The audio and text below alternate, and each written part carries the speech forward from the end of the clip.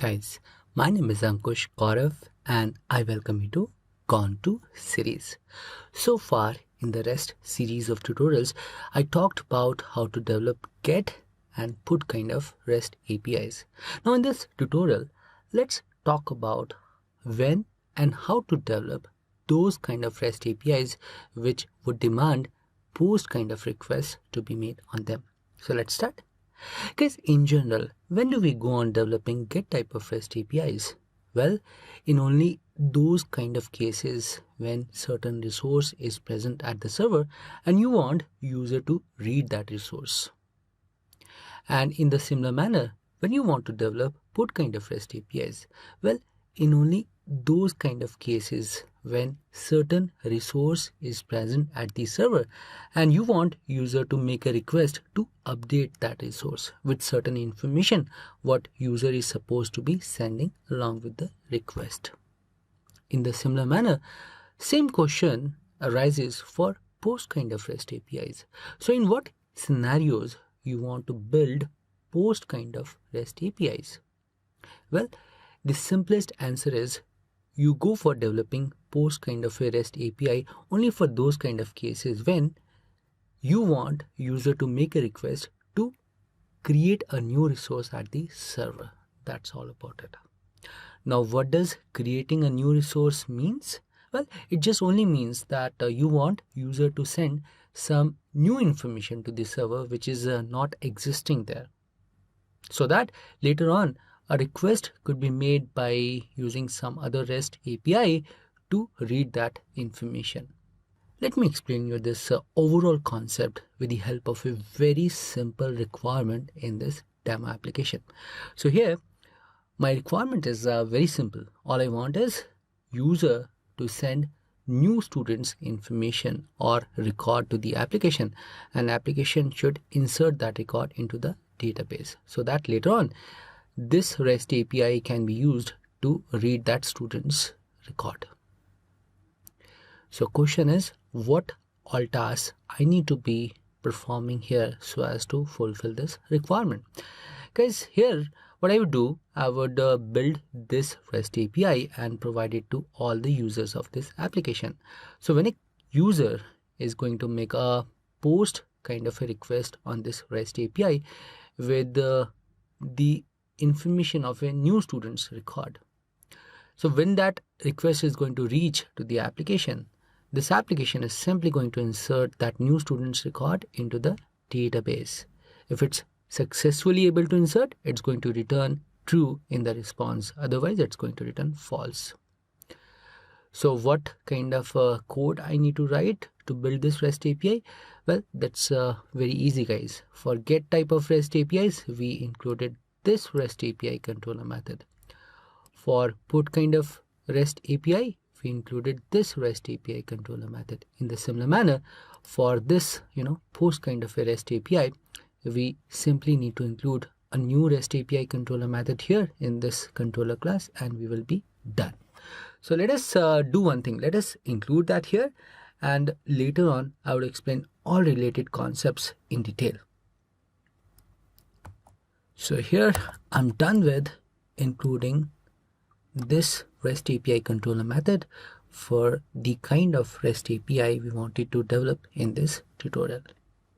So now, after we have included this controller method here, when a user is going to make a POST request on this REST API with the new student's record, when that request is going to reach the application, this application is going to simply make a call to this REST API controller method. Why? Because of these three arguments. Now, important point for you to understand here that this accepts only new students information, which has come along with the request in the JSON format only. It doesn't accept any other format because of this consumes arguments value what we have written over here. So after this method has been called by the application for this request body annotation is simply going to map this new student's JSON record with this student Java object. So how it's going to work? Well, it's going to work exactly the way I explained you in the earlier tutorial while explaining you this put kind of a REST API development task. So once the new student's information has been mapped to this student object, this controller method is going to insert this record into the database, and if it's able to successfully do so, it's going to return true with status code as 200 OK. Otherwise it's going to return false. Now here I'm not writing the exact code if else kind of clauses, just to keep this tutorial a bit simpler. In your case, you got to write the actual logic based on your project's requirement in your real-time project. All right, so after we have included this controller method here in this Java class, now when I'm going to make a post request on this REST API with the new students record, which I want application to insert into the database. Let's say I want application to insert this student's record whose name is D-Rock. So this new student has a hobby, WWE, one of the hobbies. So when I'm going to make a post request on this REST API with this new student's record for the student whose name is D-Rock, what would happen? Well, after inserting this record successfully into the database, it's going to return true and status code as 200 OK. Let's check whether that happens or not. Cool, so it's happening. Here I've got true as response body and 200 OK as status code. Now, important point for you to understand here is, for post kind of a REST API controller method, generally when request is successfully processed by the respective controller method, developers do not send status code as 200 OK. So instead of this, they prefer sending some other status code, 201 created. So now when I'm going to make a post request with this new student's information to the application, I would receive here 201 created instead of 200 OK. Now you would ask me a question, Ankush, what's the difference between 200 OK and 201 created? Well, there's not much difference between the two. 200 OK signifies that whatever request client has made to the server, that request is successfully processed there. And 201 created signifies that whatever resource client wanted to create at the server, that's successfully created there. So there's not much difference between the two. It's just about the developer's preference, to choose 201 created over 200 OK for such a kind of a REST API development. Now, one last concept let's try to understand. What I'll do, I'll write a piece of code over here and I would explain that piece of code once after showing you its output. So keep observing what I'm writing here. Here I've included a key value pair, key as location and value as this. So let's pass HTTP headers reference as second argument to this, so that whatever key value pair we have added over here, that should also be sent along with the response. Now what value we have added over here, let's try to understand that after seeing its output. So now after this change, when I'm going to make a post request on this REST API with the intention to make a request to create this resource at the server, what response I get, let's see.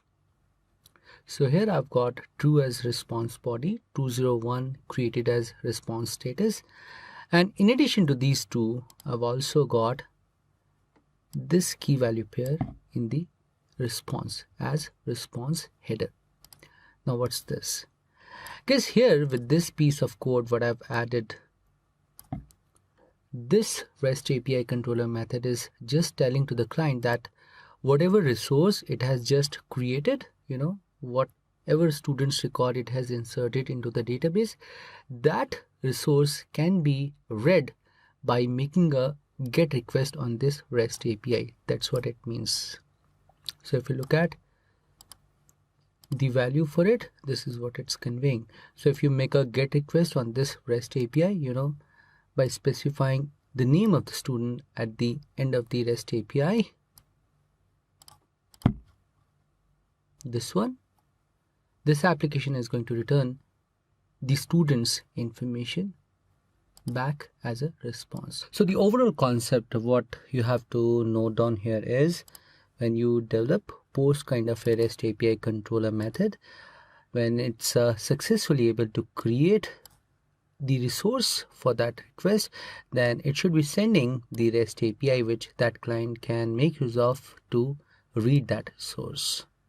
And also 201 created is the status code what generally developers prefer to send in the response when the corresponding controller method is successfully able to process the request or successfully able to create the resource.